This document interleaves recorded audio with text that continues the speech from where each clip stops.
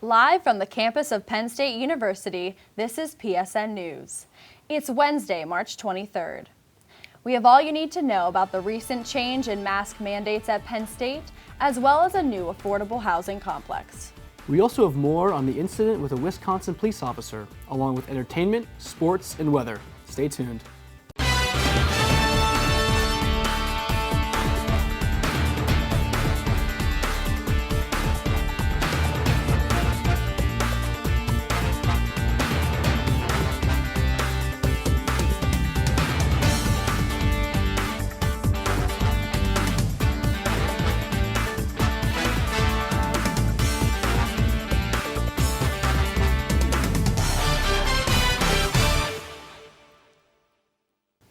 Thanks for joining us tonight. I'm Megan Swift. And I'm Max Kuegler. A new 7-story apartment building could be coming to Ferguson Township by the end of this year. The 75-foot-tall building was proposed to the township this past Monday and would include 107 apartment units. Amenities include a pool, outdoor deck, and 2 hot tubs.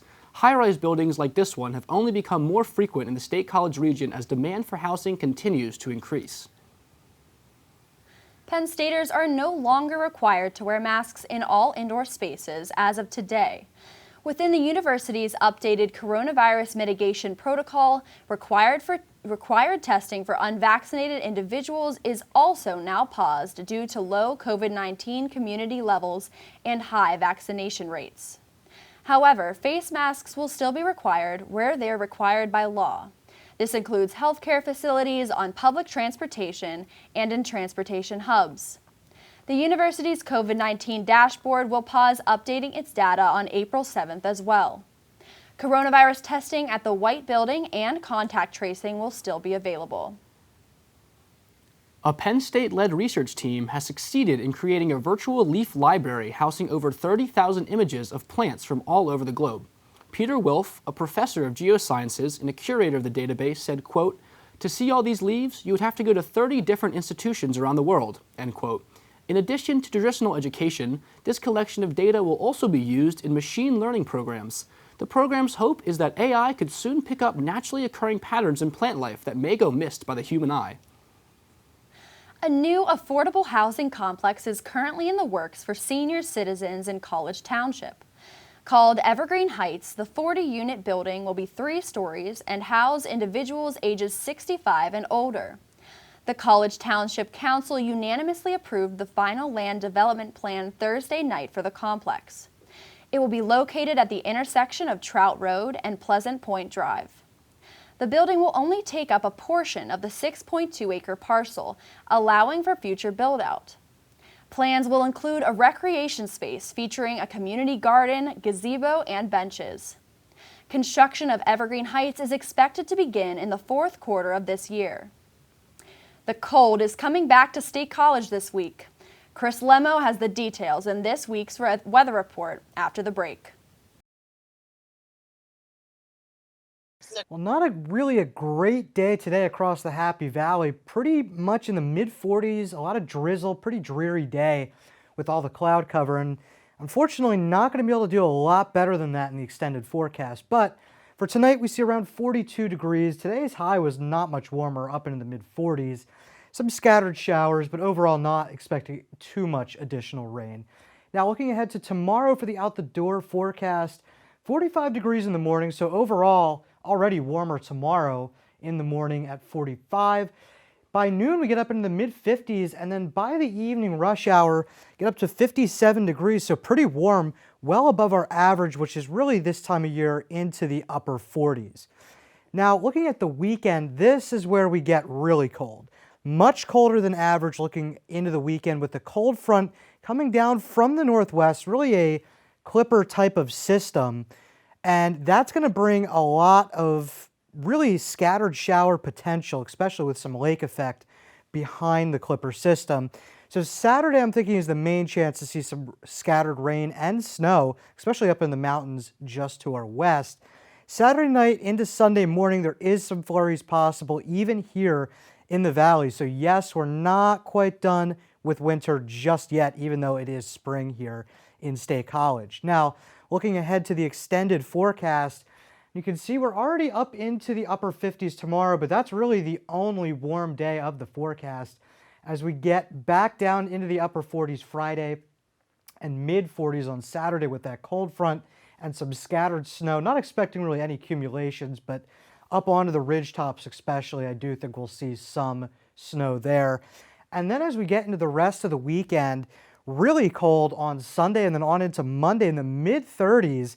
But overall, not too bad. We will start to warm up a bit as we get into the middle of next week, but definitely not quite into those 70s again like we had last week. I wish I could do a little bit better than that, but definitely a cooler than average pattern over the next 7 days. And that's all for today's weather report. Coming up after the break, Ben Russell has the latest in sports. Welcome back to PSN News. I'm Ben Russell with your sports update. The women's hockey Frozen Four took place this past weekend at Pagula Ice Arena in State College. Number 1 seeded Ohio State took home the national championship, the first in program history. The 4 teams that participated were number 5 seeded Yale, number 3 seeded Northeastern, Minnesota Duluth, and the eventual champion Ohio State Buckeyes. Ohio State avenged last year's defeat in the semifinals against Minnesota Duluth by defeating them 3-2 in the championship game.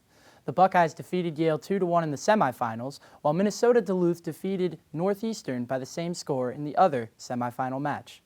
Former Delaware head coach Danny Rocco has been added to Coach James Franklin's staff for the 2022 season as a defensive analyst. Rocco, a former letterman for the Nittany Lions, played under Joe Paterno in 1979 and 1980. He has served as the head coach of the Blue Hens for the last 5 seasons, compiling 31 wins overall and 2 playoff appearances. Rocco has also been a head coach at Liberty University and the University of Richmond. He has an overall 121 wins under his belt as a head coach in college football. Longtime Atlanta Falcons quarterback Matt Ryan was traded to the Indianapolis Colts in exchange for a 3rd-round pick in the upcoming draft next month. Ryan was the 2nd overall pick out of Boston College in 2008 and has started all 222 games of his career with Atlanta. In 14 seasons, he's compiled just under 60,000 passing yards with 367 touchdowns and 170 interceptions. The Colts traded incumbent quarterback Carson Wentz to the Washington Commanders on March 16th. As for Ryan, the trade comes in the wake of heavily pursued Deshaun Watson being traded to the Cleveland Browns. The Falcons, in turn, signed Marcus Mariota to a 2-year deal, reuniting him with current Falcons head coach Arthur Smith. Smith was Mariota's offensive coordinator with the Tennessee Titans in 2019. That's all for your sports update. After the break, Kaylee Grill has the latest updates from the world of entertainment. Stay tuned. Welcome back to PSN News. I'm Kaylee Grill with your entertainment update. Moving On announced its 2022 festival lineup today at noon during a release event in the Hub. The big announcement revealed Jack Harlow, Amine, and Fitz and the Tantrums are going to perform at Penn State SPA's annual End of the Year Festival. This year, Moving On is set to take place on April 29th at their intramural fields. More sponsored events from SPA are to come on April 10th in Alumni Hall. Battle of the Bands will occur as another headliner. The festival is returning in person this year after being canceled in 2020 and taking place virtually in 2021. 2 Penn State students found love in a hopeless place, the popular social media app Yik Yak. The app is especially popular on college campuses, allowing students to post and view content within a 5-mile radius. The discussions include jokes, current trends, campus life, news, and inner thoughts. The kicker, it's completely anonymous. 2 campus freshmen met on the app earlier this semester and are now in a serious relationship. Given the app's anonymity and no direct message feature, this may be a first. The pair connected via a burner Snapchat account and first got together at the Creamery. The couple prefers to remain anonymous, but if any family members ask, they met through a club. In other campus news, the Gender Equity Center just hosted their annual zine workshop in honor of Women's History Month. Field reporter Angelica Rubin has the details. Take a look. Cut, paste, craft, then write. All integral steps when creating a zine. At the recent zine workshop created by the Gender Equity Center, students didn't hesitate to dive right in. I am outside Petit Library, where the Gender Equity Center just hosted their annual zine workshop in honor of Women's History Month. The zine workshop this year focuses on a book called Yoke, helping college students and especially women celebrate self-acceptance and self-love. Zines really are an opportunity for students and really anybody to express themselves. And so, for Women's History Month, being able to really think about, accepting self-acceptance, accepting yourself as a woman, and yeah, being able to express that in a really creative way that, not everybody knows what a zine is. So yeah, just a fun, creative way. This is a place where we can foster community and provide environment for students who need support and provide opportunities for people to meet other people with similar experiences and backgrounds. For more information regarding the workshop or other events held through the Gender Equity Center this month, you can visit studentaffairs.psu.edu/events. Reporting for PSN News, I'm Angelica Rubin. Kevin and Frankie Jonas are teaming up for a new reality competition series on ABC called Claim to Fame. The show revolves around celebrity relatives who have lived in the shadow of their famous family members. It is fitting, as Frankie Jonas, who is now 21, has not been as active in the Hollywood scene as his famous boy band siblings. Claim to Fame will challenge 12 people to live under one roof while concealing their identity and lineage, to fight for fame of their own. They will compete in challenges, form alliances, and play detective to avoid elimination and win the $100,000 grand prize. That's all for your entertainment update. After the break, interview anchor Jackie Claire will be speaking to Katie Grant, the director of Penn State's comm agency. We'll be right back. Welcome back to PSN News. I'm Jackie Claire, and tonight I'm joined by Katie Grant, Director of Comm Agency, a student-run and faculty-coached media agency that provides a range of services to Penn State clients. How are you doing tonight, Katie? I'm good. I'm really happy to be here. Thanks for having me. Yes, I'm so excited you're here. I was kind of in a bad mood after hearing that weather report, seeing we're going to get back to the cold weather, but it's brightened me right up having you here tonight. Well, good. I'm glad. So if you kind of want to just elaborate a little more on your role as Director of Comm Agency, that would be lovely. Yeah, so I joined the Belisario College in 2016, and part of that was creating comm agency. So we officially launched in 2017, January, so we've been around for 5 years. And we started with video production services, and since then have grown to offer a number of other services to our clients. And it's been a large part of my job outside of teaching, and I really love it, just a chance to work with the students and have them be able to get these real-world client experiences that you don't always get in the classroom. Definitely. If you kind of want to go back into that origin story of starting it in 2017 and why we felt like there was a need for something like this. Yeah, so looking back, I'm like, what was I thinking? No, no, so it was actually started from Dean Harden. So she had the vision that there needed to be an organization within Belisario that allowed students to get these experiences. So when I was hired, it was basically, this is what we need, do what you want, which was fantastic. So like I said, we started with video, and then we grew into photography services. Soon after was live production, which has been very popular, obviously, during COVID. Done a lot of live streaming.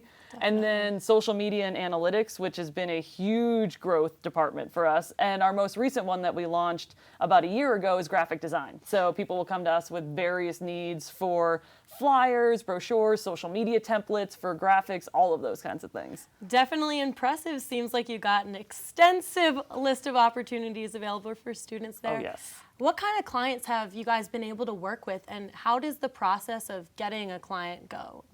Is it a lot of you outreaching to them, or are people coming to you?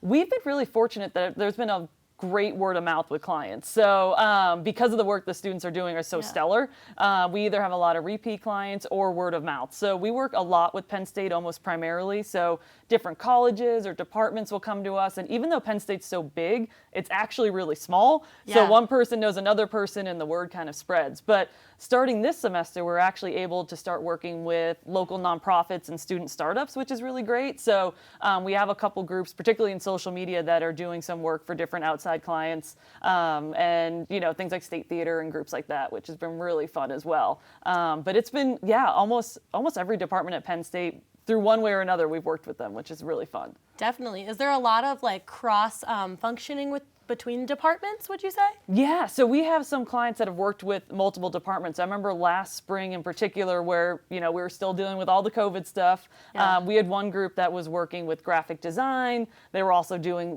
Zoom streams for them. Right. Our video team was making some videos for them. So we have some clients that either work with multiple departments in one semester or will work with social and then say they want to work with video the next semester. So that's been really great because the students get to kind of meet other students from other departments. I mean, we have over 50 in comm agency, Definitely. so between the 5 departments. So it's nice when students in one group can meet with another one. Absolutely. Definitely get a mix of people outside of just what you do, kind of opening that broad base of network and connections. Exactly. So you mentioned a lot about how COVID kind of affected comm agency. If you want to talk a little bit more about that and how it's kind of rebuilding now that the landscape's clearing up a bit. Yeah, I mean, if anyone knows how COVID has affected them, it's your age group. So This is true. Yeah, I mean, we were no different. So when March 2020 hit, a lot of our groups were either in the middle of projects, so we had to try and see what we could salvage, or could try and do some stuff remotely. But it was tough, and our main thing was really how is everyone doing as people? The jobs could wait, they were secondary. So when we got back in fall 2020, some people were remote, some people were here.